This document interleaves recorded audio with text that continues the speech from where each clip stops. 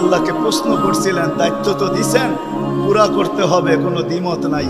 কিন্তু মনে ভাবে মানুষ সারাদিন আমার নামের চর্চা করবে, খালি বলবে এই লোকটার কোনো কাজ নাই, শুধু সারাদিন গাজীপুরে করতে থাকে, যাকে মনে চায় তাকে উঠায় নিতে থাকে, সারাদিন আমার আলোচনা করবে, মানুষের মুখে মুখে থাকবে।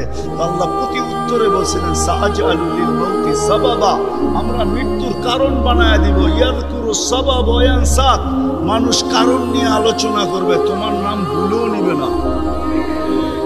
এখন নাম নিতেছে ডেঙ্গু, কয়েকদিন আগে নাম নিছে করোনা, কখনো নাম নেয় স্ট্রোক করছে, কখনো নাম নেয় এটা সেটা, ঠিক না? আরেকটা কারণও আছে, শুধু নবীজির দিকে তাকায় এই উম্মতের জন্য আল্লাহ এটা করছেন, এই উম্মতের জন্য। এই উম্মতকে আল্লাহ আখিরাতে শাস্তি দিতে চান না।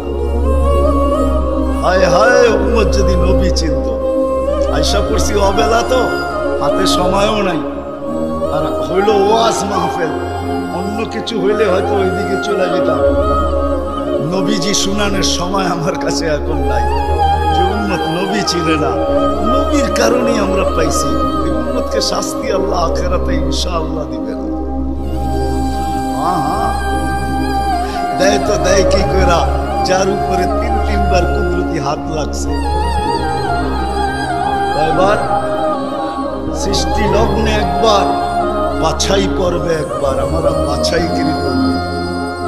হুয়াজতাবাকুম জাহিদ, শুধু শুধু বলেন নাই, জাহিদু ফিল্লাহি হাক্কা জিহাদি। উম্মতে মুহাম্মাদি, আমাকে পাওয়ার জন্য যতটুকু শক্তি আছে সব লাগায় দে না। তোমাদের সেজদার জায়গা দিয়ে নূর ফুটা বাহির হবে, নামাজের উজুর জায়গা দিয়ে নূর ফুটা বাহির হবে, আর কারো বাহির হবে না, তোমাদের বাহির হবে।